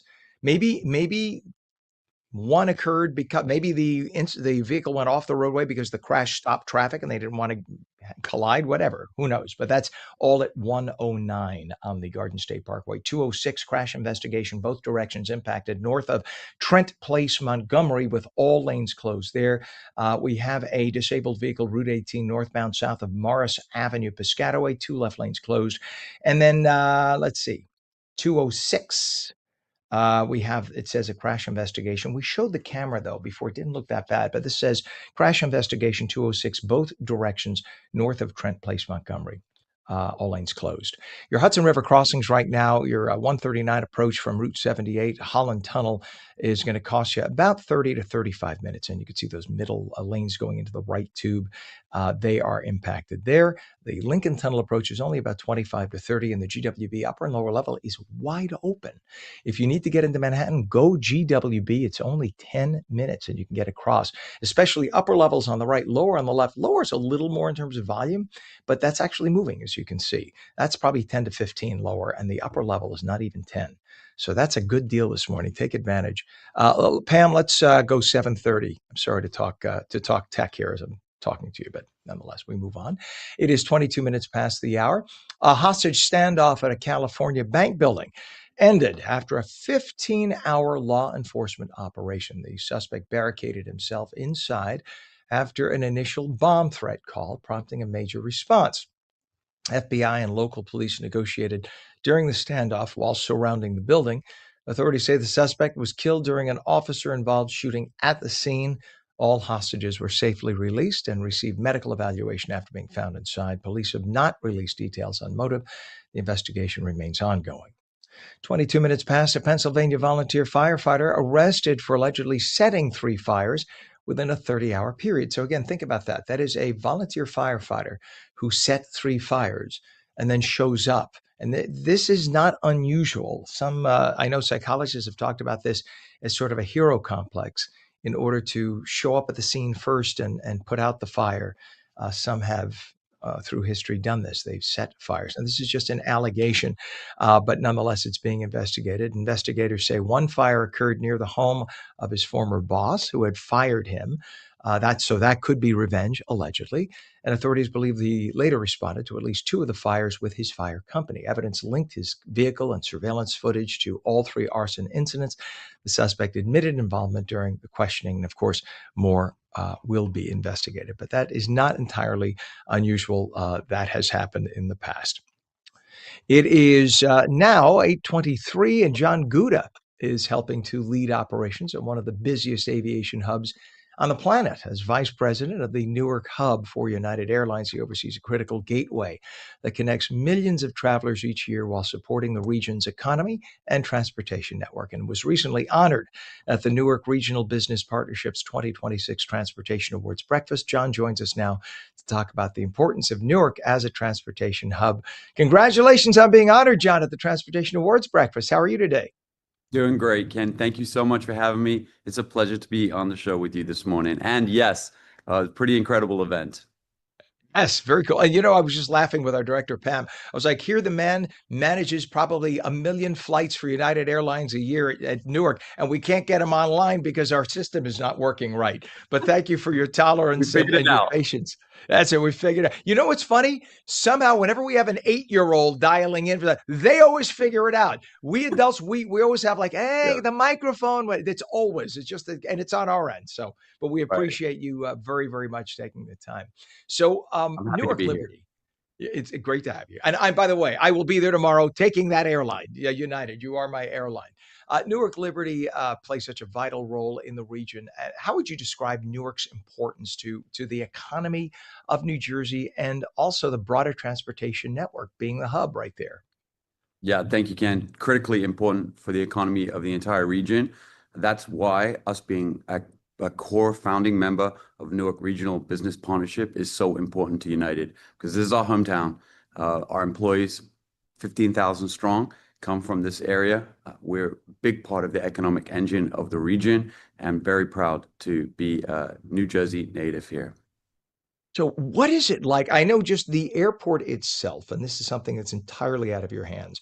The physicality and location of Newark Airport has, since its inception, since it was built, has posed issues based on winds and the size. You can't grow, right? You're kind of surrounded on all sides. Like a JFK just goes on and on and on. And Newark is really limited, but you make magic happen. And people just assume it'll just keep happening. It's not an easy thing to make everything go smoothly at that airport, is it? No, Ken, I appreciate what you said there. We definitely have geographical challenges. We are landlocked. There's no adding another runway here in Newark. And what the team does every day in partnership with the Port Authority of New York and New Jersey, our FAA partners, and everyone else that makes up the Newark community really is incredible. Here at United, we serve more than 50,000 customers every day, taking them to every part of the globe, doing that all safely, getting them out on time. In fact, in May, United was the #1 airline for on-time performance. That's getting you to where you are trying to go on time and safely in the whole New York City region. So I'm incredibly proud of the team that make that happen every day, and a big logistics operation, like you said, but something this team feels very strongly about doing and doing really well for our customers. And you do very well. You seriously do. The Transportation Awards breakfast brought together leaders from aviation and rail and transit infrastructure. What is collaboration across all those specters, and why is it so important for the future of mobility to make a region work? Sure, Ken. I mean, connectivity between all these modes of transportation, both here in New Jersey and, of course, importantly, just across the river in New York, really matters for our whole region. It matters for economic activity, but it also matters for our employees, for customers, for their ease of being able to transit. So when we work closely with the other modes of transportation here in New Jersey, better outcomes exist for our customers. And that's why the NLBP is so important, to bring in all those stakeholders together, and getting to celebrate them, of course, at last month's breakfast was really important too. Awesome. And what are some of the biggest transportation challenges and opportunities that are facing the region over the next decade, and how will they be addressed? Sure. I would say most impactful right now. We are so excited and getting really prepared across the whole of New Jersey transportation community for the World Cup and those guests that are going to come into Newark and then join us and experience a summer in New Jersey, in New York, get to see some great games played and really get to see what a wonderful state this is to live and work and enjoy while they're here this summer. And over the next decade, the Mhm. investment from United here in Newark and also from the Port Authority of New York and New Jersey in Newark will continue and continue to build pace. As you hopefully seen, Ken, our Terminal A in Newark is an absolutely stunning, beautiful facility. Our customers love it, and they really enjoy going through there. And over the next decade, you're going to see continued investment into Terminal B as well. That's really the next terminal that needs some investment here at Newark, and we're working closely with the Port Authority to make that happen. The Terminal A is so gorgeous. It's a pleasure to get there an hour or two early now because you can walk around and enjoy the shops and the restaurants. The food is good. Even the way you guys, well, I'm sure you had input, designed the bathrooms. Everything about Terminal A is just world class. It's so nice to see. Well, listen, on a personal aside, sir, I will be taking a United 787 Dreamliner for the first time, and I'm an aviation geek. I usually end up flying just your 737s. But I will finally be on a 7-8 tomorrow, and I'm looking forward to it. Tomorrow morning, I'll knock on your door when I Please get there do. and say hello. Come say hi, Absolutely. Ken. I will do so. Vice President of the Newark Hub for United Airlines. Busy man, busy job, and he does a great one. John Gouda, thank you for coming on this morning. Please come back again. I will love to. Thank you for the time, Ken. Thank you, sir. All right, 8:29 right now. Not an easy job, and they do it pretty darn well. When we come back, we'll speak with an oncologist. We'll talk about some big advances and the improvements we must still have in the world of cancer. Phone lines open, 888-658-0234. You're watching Mornings. We're back in 2.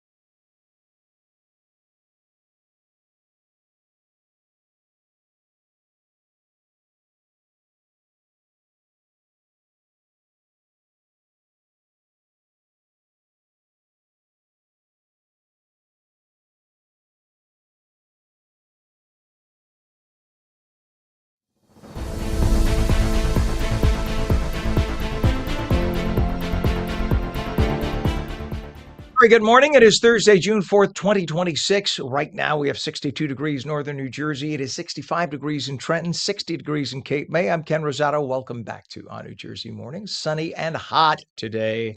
Highs around 90, but the next day or two could even get into the upper 90s. Meteorologist Mike Favetta will explain with all the details. Good morning, sir. Good morning, Ken. Did you say you're taking a Dreamliner this weekend? Yes, so that's the 787. It's the first time I will have ever Yeah. been on board. I've been on just about everything else from a DC-8 to a 7.2. I've never been on a 787, so it's going to be exciting. Ken, it was what we took on our honeymoon, and I gotta say, if you get a window seat, you can play with the electronic window shading, darken it and lighten it and darken it, and kind of freak out your wife when you're like, "Hey, look, the sun is purple," because it's so opaque. But very, very cool. So enjoy that. Enjoy that. We'll you have to take Sure. pictures. Got to take Yes. pictures. Very fun. Yeah, it's like it's a quiet as a living room. It's such a luxurious Nice. experience. And today you've got a luxurious experience weather-wise, with the dry weather sticking around all through this afternoon. I want to fast forward to Sunday because a lot of ambiguity onto how much sun we'll get by Sunday afternoon, and I think there will be some, especially later on in the day. The computer's saying, "Hey, I really want to hang on to Sunday, so let's go ahead and advance this." But with our weather looking a little bit cooler than average going into next week, we start off this weekend a little dry, and then it turns nice and warm by the time we get into early next week, and turn a little bit drier into the end of next week with that lovely feel. It's dry right now, not a cloud on the satellite picture, staying clear all throughout the weekend, and with our forecast looking a little cooler at the beaches by about 7 to 10 degrees inland. Today, you head inland and you'll likely hit the low 90s. It'll feel very pleasant with the light breezes, but the pollen still out there. It's a struggle if you're an algae sufferer with the trees and grasses at the moderate to high level.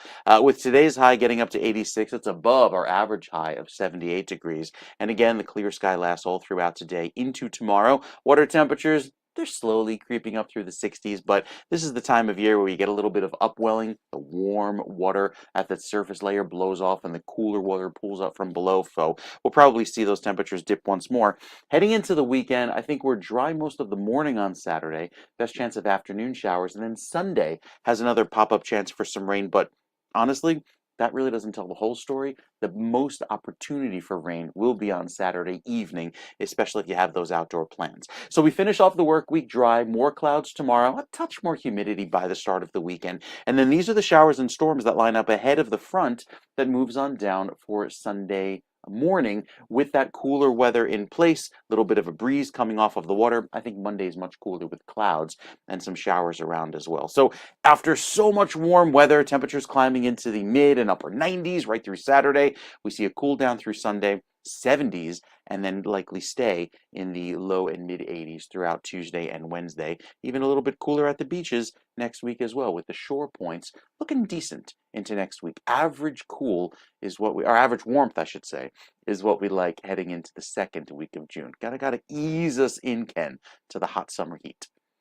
All right. Yes, indeed. I like when I perked up when you said average cool. I was like, all right. Thank you so much, sir. We'll check back with you in just a little bit, Mike.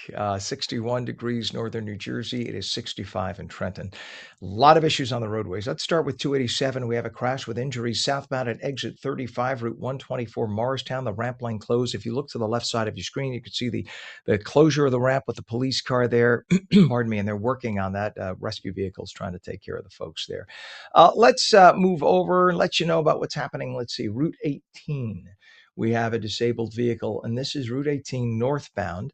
We'll take a look right now. In fact, they just popped it off my screen, but if we have the traffic there it is. You can see Route 18 northbound. You see the traffic there on the left side of your screen, pretty much bumper to bumper, and that's going to cost you about 30 minutes. That's Piscataway. 30 minutes getting off just because that backs up a good mile or so. We have a crash investigation right now. This is 206. Let me cough, excuse me. Route 206 in both directions, north of Trent Place, Montgomery Township. All lanes currently closed there. Now, as we get over to the Lincoln Tunnel, this is now reported as 40 to 50 minutes in at the Lincoln. Earlier, this was actually a good ride, but you're looking at the 495 approach to the Helix, and it's now 40 to 50 minutes. That is an absolute mess at the Lincoln. I have been in that many times. There's nowhere to go and nothing to do. So good luck to the folks there. There are other alternatives right now. Although the Holland may not be the best, the Holland is only going to be 25 to 30. We'll take a look. Pam, you could show us the 139 just in comparison. The camera shot going from Route 78, 139 into the Holland Tunnel. It's heavy, but that's 25 to 30 as opposed to 50. So that'll shave off about 20 minutes, and it's not that hard to get there. If you're approaching the Lincoln, it's like another 5 minutes to get to the Holland. So that might be a better bet. Otherwise, if you are by the middle point, like toward the Lincoln, you could go north. It's 12 miles north of the GWB. Take a look at this. GWB is wide, smacking open, and that's only going to take you about 10 minutes in. Upper level is on the right, lower level is on the left. 8:38 is the time, and cancer research has led to remarkable advances in recent decades, helping millions of people to live longer and healthier lives after a cancer diagnosis. But significant challenges remain, including late detection, misdiagnosis, and the need for more research into rare cancers. Dr. Maggie Fader is an oncologist and chief medical officer at First Ascent Biomedical. She is here to discuss where cancer care is making progress, where the gaps still exist, and how AI could now help improve outcomes for patients. We say good morning to you, Dr. Fader. Good morning. How are you?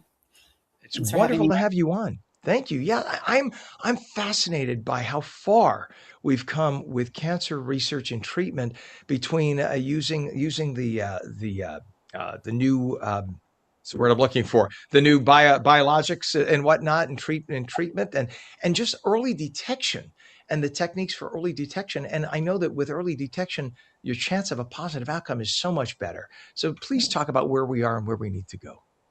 Well, like you said, I'm a pediatric oncologist, so I specialize in taking care of children with cancer. And like you said, they've made extreme progress in certain types of cancers, like the childhood leukemia is the biggest one for us, a huge success story. We used to lose 90% of our patients to this disease, and now we can say the opposite, that we cure more than 90% of these patients. So the biologics, like you mentioned, immunotherapies and certain targeted therapies have really helped with that. And that came by identifying specific features that were unique to this type of cancer that has really helped us target it better and also lower some of the more toxic things that we used to give and reduced some of those old generic chemotherapies that just sort of hit you in general and were less precise. So the place where we have not made a lot of progress is the world of what we call solid tumors, and those include bone cancers and cancers of soft tissues, organs. And in that world, we've been struggling, and it's because those tumors tend to be so heterogeneous. There's no one size fits all for therapy. So, we have a few standards of care that have given us so-so outcomes, and those are what we start with. But when these children relapse and this cancer comes back, we're left with just pulling whatever we can off the shelf to treat them and hoping that we can buy them time.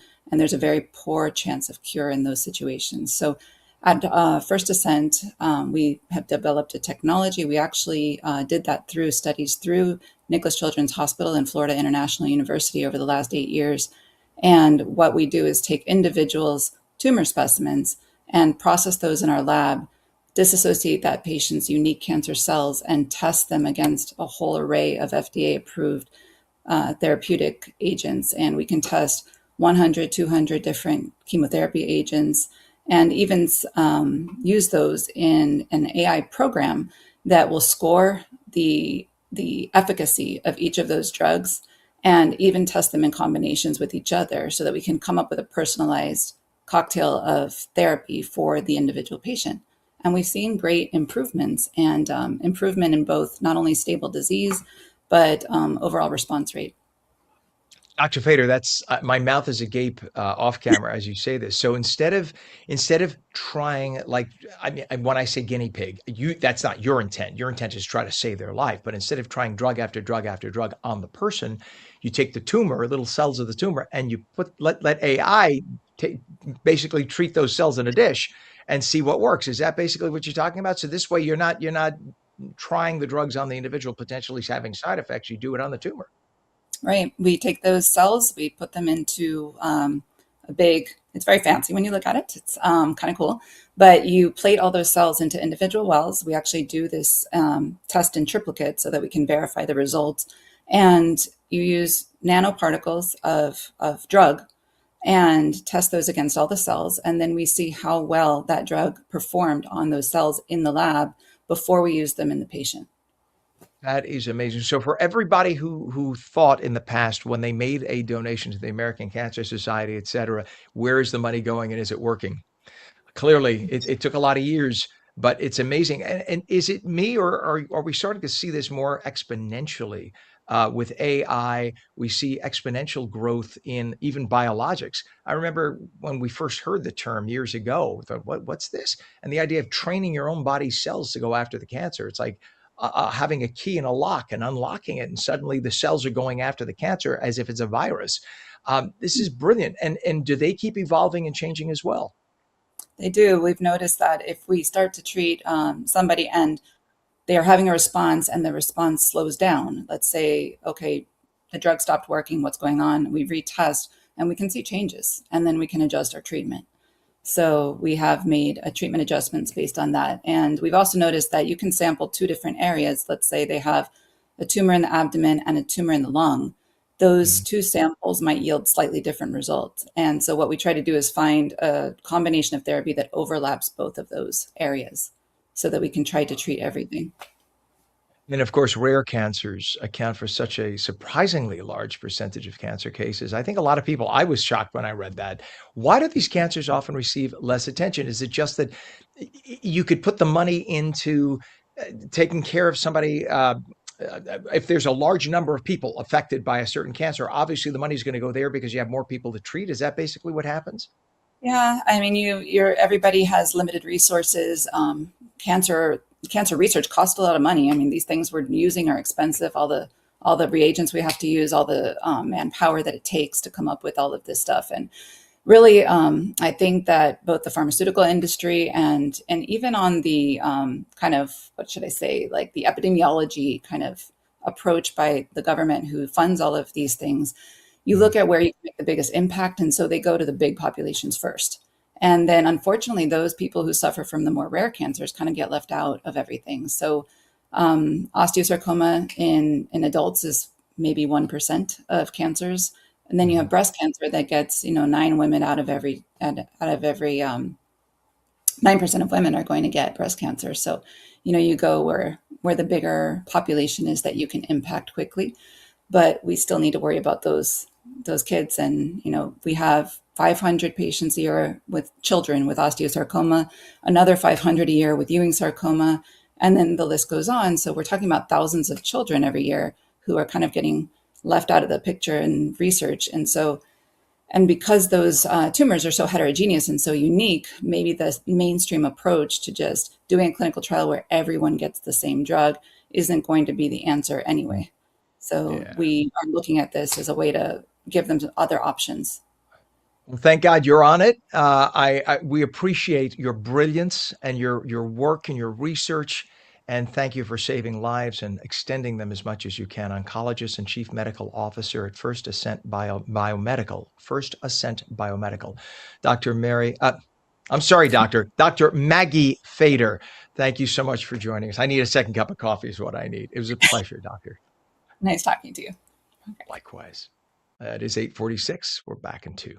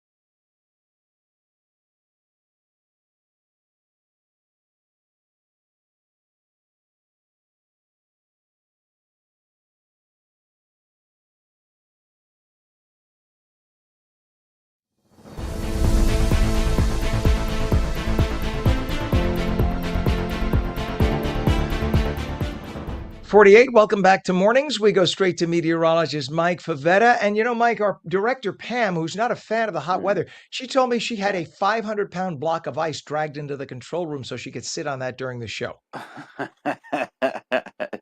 It's all about the tons of ice you'll need to keep cool this weekend. The tons. Yeah, going into the end of the weekend because we have highs that approach 95 degrees, Ken. Now, that's not with a ton of humidity. It'll actually feel quite pleasant with the lower level of humidity, but it's that dry air that's also making our drought a little bit worse. With the rainfall deficit of 1 to 2 inches in the area shaded in red, we keep that moderate drought across northern New Jersey. The severe drought extends south of 195. You look around in the areas that aren't on sprinklers or aren't watered regularly, it's starting to get brown. Even the hanging baskets in the backyard with the plants and flowers, the flowers look like this after a few days because there isn't much water to go around. And so with the little bit of rainfall we get this weekend coming off of the next few days with highs in the 90s, we actually keep it dry in the long range going through June 14th, the next 2 weeks. Average rainfall will be less than average, and then even with a warm up ahead through June 18th, you see this blob of red move eastward. That's that warmer than average weather that gets going by the middle of the month of June. So there are some rain chances ahead for Saturday and Sunday, but they're kind of the hit or miss variety with a passing shower or storm. Maybe give us half an inch, certainly nowhere near enough to give us a good drink after the ongoing drought. And then we cool things off a bit by Monday into Tuesday of next week with temperatures cooling off into the 70s, back in the 80s with sunshine clear through the next week. So a little bit of rainfall forecast again Saturday afternoon and Sunday afternoon, and then beyond that cooler and dry into next weekend. All right. Thank you very much, sir. We appreciate you. It is 8:50 right now. Have a good day, by the way, and a nice weekend, Mike. 62 degrees northern New Jersey, 65 degrees in Trenton. And we'd like to say that the following is brought to you by our dear friends at AARP New Jersey.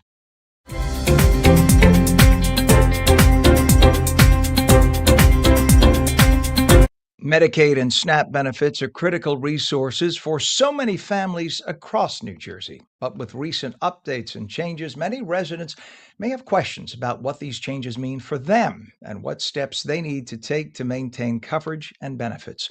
Dr. Stephen Cha is Commissioner of the New Jersey Department of Human Services. We say good morning to you, Dr. Cha. Good morning. Great to be with you. Nice to have you on, sir. And there are major changes happening now with Medicaid this year. So explain what those changes are, please. Sure. So just backing up, about 1.85 million New Jersey residents are enrolled in NJ Family Care, which is our New Jersey version of Medicaid. Now, about 30% of those New Jersey residents, about 540,000, got coverage through the Affordable Care expansion, and that's exciting and fantastic. Those folks, however, will be subject to new eligibility requirements under what we call H.R. 1, the budget bill that was passed by Congress last year. So this budget bill creates new requirements for all those people, all those 540,000 people. We're worried, and some people have projected that we may lose as many as 330,000 New Jerseyans who could lose NJ Family Care due to these new federal burdens. And we're really concerned about that and trying to work with folks to make sure folks are tracking on that. And for folks who may not understand what H.R. 1 was, under the Trump administration, there was some Medicaid fraud in pockets of the country. And unfortunately, because of a few people who were the bad guys, the good people who desperately need Medicaid now may slip through the cracks. And that's what stinks. These people desperately need Medicaid, and they may go to get health coverage in an emergency and find out, oh, you're no longer eligible. So what is it that every few months they have to kind of renew again and kind of reprove that they need to stay on Medicaid? That's exactly right. And so just to be clear, a lot of these changes don't start for some time. So we have time. This isn't a tomorrow thing. Most of these changes start to take effect. Certain undocumented immigrant populations start to lose coverage in October of this year. The bigger changes start in January of next year. But we want to be sure that people are understanding what's happening and what we're doing now in partnership to be sure people can tackle some of these challenges. Just as you said, we're going to have more federal burdens. They're going to have to prove that they're working, what they call community engagement requirements. And it's going to have to happen every 6 months. Most people are used to doing this every year. For that 540,000 who got coverage of the Affordable Care Act, that 30%, you're going to have to do it every 6 months starting in January. So it's good to begin the conversation now about what that's going to mean. So your team is active right now in helping residents navigate the updates and make sure that people don't accidentally lose coverage, because you don't want to be in a catastrophic accident, find out you're not covered. That's exactly right. So the governor's budget, which is before the legislature now, invests in systems and partnerships to prevent these unnecessary coverage losses. And I should be clear that those folks who are going to lose coverage, that 330,000 New Jerseyans that I talked about, the vast majority of them are still eligible. They're still eligible for coverage. It's just that they're not going to get through all the paperwork hurdles and burdens that are now put upon them because of that HR 1 bill that was passed. So the governor's budget puts about 10 million more to strengthen the coordination amongst state agencies and counties. And counties are the front door for a lot of these benefits. To invest in some vendors to help us modernize our systems. And it also includes 71 million, because one of the other things the bill did was just remove money from the administrative cost for the SNAP, the nutrition benefits. So the governor's budget puts 71 million to support those county agencies, again, because they are our front door for both nutrition and health benefits to get people access. So we're just trying to focus for the rest of the year to make our systems work better, to take these investments in both county partnerships and our vendors and make this work better for people. We want all eligible residents to stay on the program as much as we can. Sadly, so many people who are on Medicaid are the very people who are unable to get the mail, read the mail, figure out multiple pages of complex forms, fill them out, get it. Those are the people that need the help the most. And unfortunately, they're the ones we're obviously most concerned about. But what should people do if they get that renewal paperwork or notice in the mail? What's the first thing they need to do? Yeah, so we're going to be reaching out to contact all of our beneficiaries by fall 2026 of this year with more information. And again, for 70% of our beneficiaries, don't need to do a thing. Don't worry, relax. For those people who got coverage through the ACA, there's a bunch of hoops and hurdles that you have to go through, and we'll be giving you more information if those changes apply to you. But yeah, I got to say, it is hard to track mail, and we understand that's challenging. We'll have customer service lines open. We're already talking to community partners and trying to think about how we can get those messages out, talking to our providers and hospitals. But watch for your letters, emails, texts. Make sure your contact information is up to date, and be sure you open and respond to all that mail as soon as possible. We're starting to send some of those alerts out now just to get people prepared, but we do have some months before people really need to take action. Yeah, for people who don't realize, Medicaid is almost half the budget. And not just this state, but most states around the country. Medicaid is huge because healthcare is so expensive. We kind of started to deal with it in the last couple of decades, and we kind of dropped the ball. And this is still a major problem. Doctor, if people have questions or need help with Medicaid or SNAP, where can they go? What website can they go to, or whom can they contact right now? Absolutely. You can call the NJ Family Care customer service at 800-701-0710, or go to our website at dhs.nj.gov. So we're here to help support people. We want to make sure that your contact information is up to date, and make sure that both, and we didn't talk about the SNAP, but more than 800,000 New Jersey residents also rely on SNAP, and we're seeing projected benefits losses as well because of that budget bill. So it's both nutrition and the healthcare that we're really trying to figure out how we can move forward here. Wow. Well, thankfully, you're on top of it and helping so many people out. Dr. Stephen Cha, Commissioner of the New Jersey Department of Human Services. Thank you for this very important information, and thanks for coming on this morning. Appreciate you. All right, it's 8:57 right now. Meteorologist Mike Favetta says we will have mostly sunny and hot conditions today. Highs about 90 degrees, and it gets even hotter tomorrow with highs into the mid-90s. And that is on New Jersey Mornings for your Thursday, June 4th, 2026. I'm Ken Rosato. Remember, you could stream us on onnj.com, onlaca.com, onfla.com, Roku, Fire TV News on Samsung TV Plus, Apple TV, YouTube, Facebook, and X. And we stream live on Substack, Rumble, Twitch, and Local Now. Catch you again tomorrow morning starting at 7. Tell all your friends about us. Till then, have a great day.